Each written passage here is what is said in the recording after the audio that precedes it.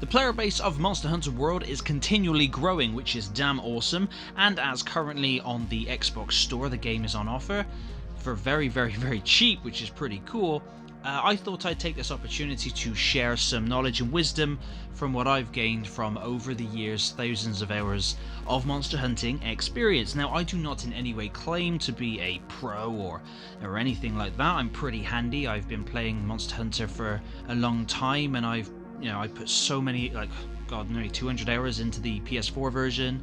I picked up the Xbox One version on the weekend and started playing from scratch, and I'm enjoying every minute of it, even starting from the bottom and working my way up, because as we all know, Monster Hunter is all about the grind anyway on getting new bits. However, this is just literally a quick preview into if you picked up the game for the first time, or if you're trying to get back into it, and just little pointers and tips. I'm going to cut to the footage in a moment, and it's going to be for the most part uninterrupted, apart from I'll just cut out the loading screens, and then I'll just basically narrate over what I'm doing and saying, do this, do that, don't do this, don't do that. But I hope it helps out. But now that that's all sort of out of the way, let's just get stuck in, shall we? Now, this is only a couple of hours into the game itself, and as you can see, I've been hunting the Great Jaguars as I'm wearing his getup. And the first thing normally you'd want to try and do is to go and talk to this lovely lady right here, and you can manage bounties and investigations. And because I'm going to show you guys pounding on the Great Jaguars, you just want to check mark all of these little gizmos, and that will give then the investigations to show up on the quest board. And the investigations are a great way to research more about the monsters and just keep fighting them to get those rewards. So yes, then you want to head over to the quest board, post a new quest if you're doing it solo, which I'm going to do.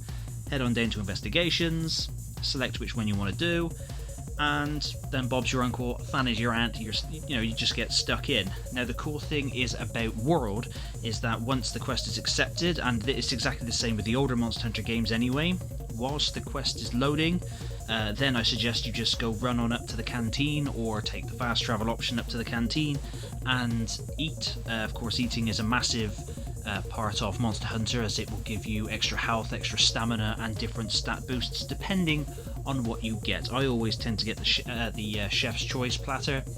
It's just kind of the thing. Of course, you can skip the animation, or if you want to watch the felines cook your food, go for it. Also, you want to head to the item box and manage your items, make sure that you're fully stocked on everything, and you also have plenty of room to forage for other things.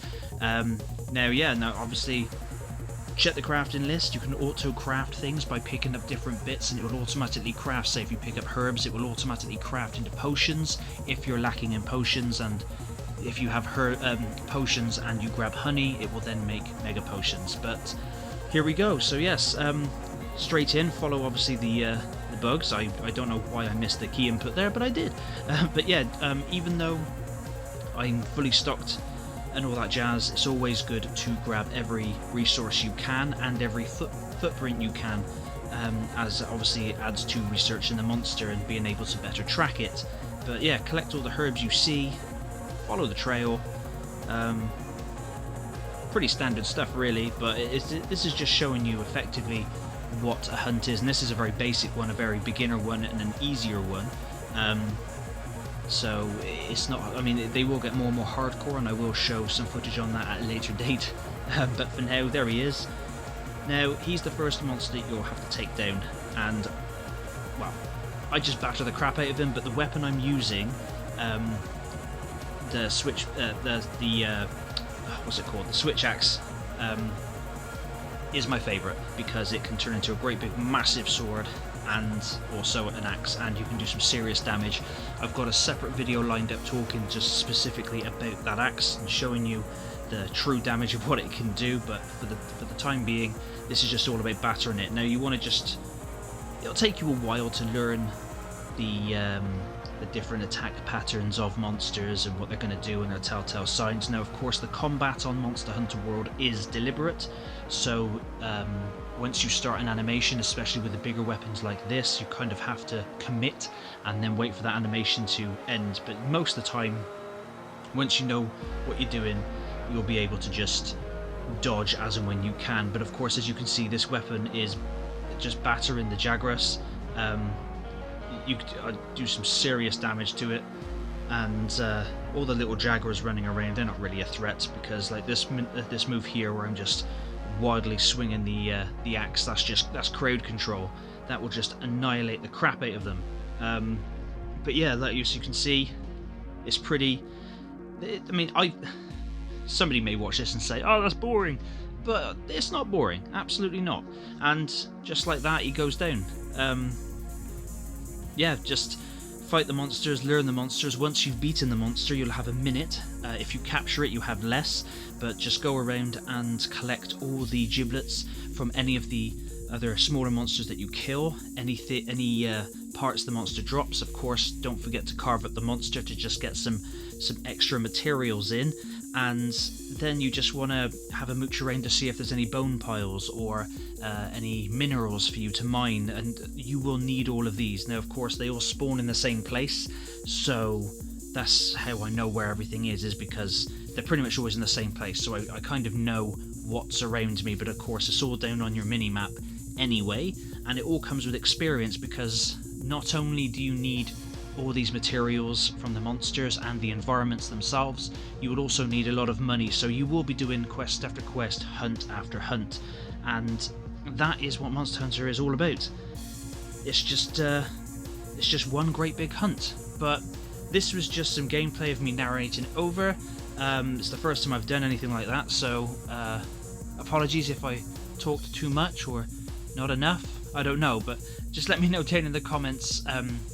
You know, just what you think I'd be able to do to make the next one better. I want to try and get as much Monster Hunter content out as I can as the game's getting more and more popular and more mainstream. The Monster Hunter games have never really been,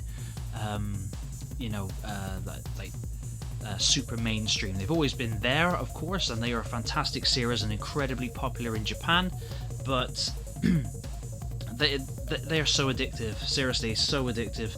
I downloaded it on the Friday night on my Xbox One and provided, I've already put 200 hours in, like nearly 200 hours like I said, and when I started playing it on the Saturday, I put like 7 hours into it on Saturday alone.